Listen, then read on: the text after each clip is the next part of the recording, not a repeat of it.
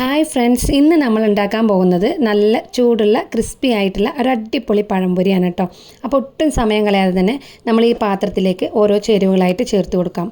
ആദ്യം തന്നെ ഒരു കപ്പ് മൈദയാണ് ചേർത്ത് കൊടുക്കുന്നത്. ഇനി ഇതിലേക്ക് 2 സ്പൂൺ അരിപ്പൊടി കൂടെ ചേർക്കുന്നുണ്ട്. പഴംപൊരിയുടെ പുറം ഭാഗം നല്ലോണം മുരിഞ്ഞ് ക്രിസ്പി ആയിട്ട് കിട്ടാൻ വേണ്ടിയിട്ടാണ് കേട്ടോ നമ്മൾ ഈ അരിപ്പൊടി ചേർക്കുന്നത്. ഇനി ഇതിലേക്ക് ഒരു 1/4 ടീസ്പൂണ് ഈസ്റ്റും കൂടെ ചേർത്ത് കൊടുക്കാം. പഴംപൊരി നല്ല സോഫ്റ്റായിട്ട് കടകളിൽ കിട്ടുന്നത് പോലെ നന്നായിട്ട് വീർത്ത് വരാനാണ് കേട്ടോ ഇത് ചേർക്കുന്നത്. മധുരത്തിനായിട്ട് ഒരു 2 സ്പൂണ് പഞ്ചസാര ചേർത്ത് കൊടുത്തിട്ടുണ്ട്.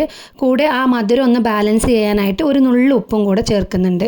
കൂടെ തന്നെ നല്ലൊരു കളറിനായിട്ട് ഒരു 1/4 ടീസ്പൂണിലും കുറവ് മഞ്ഞൾപ്പൊടി കൂടെ ചേർത്ത് കൊടുക്കുന്നുണ്ട്. എന്നിട്ട് അത് നന്നായിട്ട് ഇതുപോലെ മിക്സ് ചെയ്ത് എടുക്കുക. ഇനി ഇതിലേക്ക് കുറേശ്ശെയായിട്ട് വെള്ളം ചേർത്ത് നന്നായിട്ട് മിക്സ് ചെയ്ത് കൊടുക്കാം. ഒരു വിസ്കോ സ്പൂണോ ഉപയോഗിച്ച് കട്ടകളൊന്നും ഇല്ലാതെ ഇളക്കിയെടുക്കണം. വെള്ളം ഒറ്റയടിക്ക് ഒഴിക്കരുത് കേട്ടോ. മാവ് ലൂസായിട്ട് പോകാതിരിക്കാൻ വേണ്ടിയിട്ടാണ് ഇങ്ങനെ കുറേശ്ശെയായിട്ട് വെള്ളം ഒഴിച്ചു കൊടുക്കുന്നത്.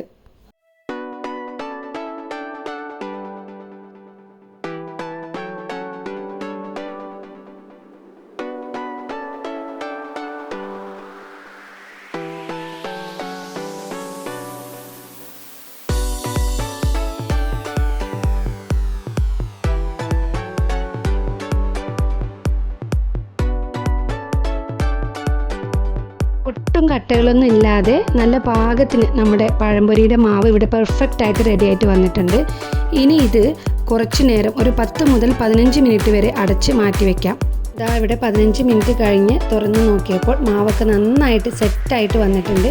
അടുത്തതായിട്ട് നമുക്ക് പഴംപൊരിക്ക് വേണ്ട പ്രധാന താരം നല്ല പഴുത്ത നേന്ത്രപ്പഴം തൊലിയൊക്കെ കളഞ്ഞ് റെഡിയാക്കി എടുക്കാം.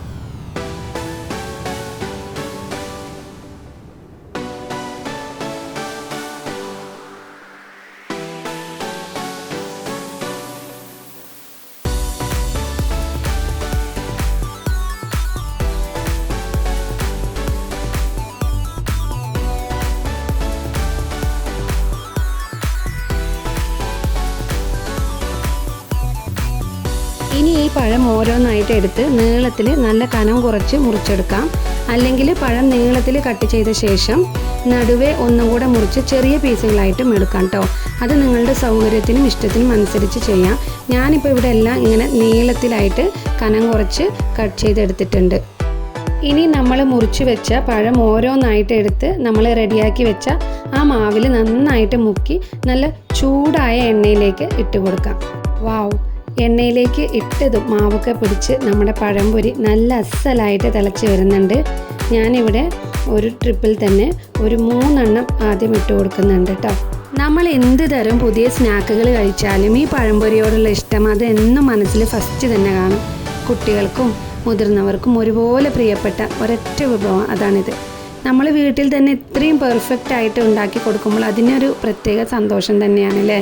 മലയാളികളുടെ ഓൾ ടൈം ഫേവറേറ്റ് എന്ന് വേണമെങ്കിൽ നമുക്ക് പഴംപൊരിയെ വിളിക്കാം. അപ്പോൾ അതാ ഒരു ഭാഗം നല്ല അടിപൊളിയായിട്ട് വെന്ത് വന്നിട്ടുണ്ട് കേട്ടോ. ഇനി നമുക്കിതൊന്ന് പതുക്കെ തിരിച്ചിട്ട് കൊടുക്കാം. 2 വശവും ഒരു ഗോൾഡൻ കളറായിട്ട് നല്ല പാകത്തിന് വെന്ത് വരട്ടെ. അങ്ങനെ ദാ നമ്മുടെ പഴംപൊരി ഇവിടെ നല്ല പെർഫെക്റ്റ് ആയിട്ട് റെഡി ആയിട്ട് വന്നിട്ടുണ്ട്. ഇനി ഇതൊരു പ്ലേറ്റിലേക്ക് മാറ്റാം. ബാക്കിയുള്ള പഴം കൂടെ ഇതുപോലെ തന്നെ മാവിൽ മുക്കി എണ്ണയിലിട്ട് വറുത്തെടുക്കാം.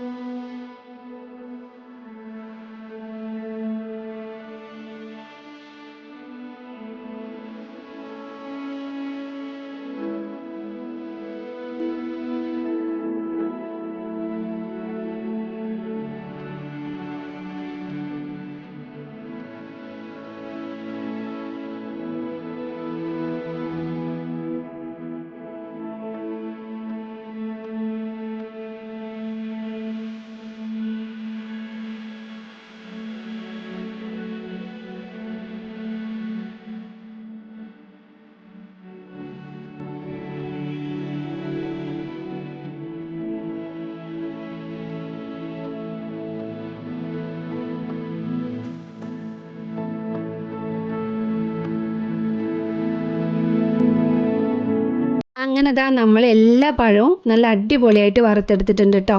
ദാ നോക്ക്, കാണാൻ തന്നെ നല്ല ഭംഗിയാണ്. കടകളിൽ നിന്നൊക്കെ കിട്ടുന്ന അതേ ലുക്കിൽ നല്ല ഗോൾഡൻ കളറിൽ പെർഫെക്റ്റ് ആയിട്ട് വന്നിട്ടുണ്ട്. ഇനിയിപ്പോൾ ദാ ഇതിൻ്റെ ഉൾവശം കൂടെ ഒന്ന് ഞാൻ കാണിച്ചു തരാം കേട്ടോ. ഉള്ളിൽ പഴമൊക്കെ വെന്ത് നല്ല സോഫ്റ്റ് ആയിട്ട് വന്നിട്ടുണ്ട്. ഞങ്ങളിതാ നല്ല ചൂടുള്ള ചായയുടെ കൂടെയാണ് കേട്ടോ ഈ പഴംപൊരി കഴിക്കുന്നത്. വൈകുന്നേരങ്ങളിൽ ഒരു കപ്പ് നല്ല ചായയുടെ കൂടെ കഴിക്കാൻ ഇതിലും മികച്ച വേറൊരു കോമ്പിനേഷൻ ഇല്ല. വയറും നിറയും എന്ന് മാത്രമല്ല, നമ്മുടെ മനസ്സിന് നല്ലൊരു സംതൃപ്തിയാണ് കേട്ടോ. അപ്പോൾ ഇന്നത്തെ നമ്മുടെ വീഡിയോ ഇഷ്ടമായിട്ടുണ്ടെങ്കിൽ like, share and subscribe. And അടുത്ത ഒരു വീഡിയോയുമായിട്ട് വീണ്ടും കാണാം.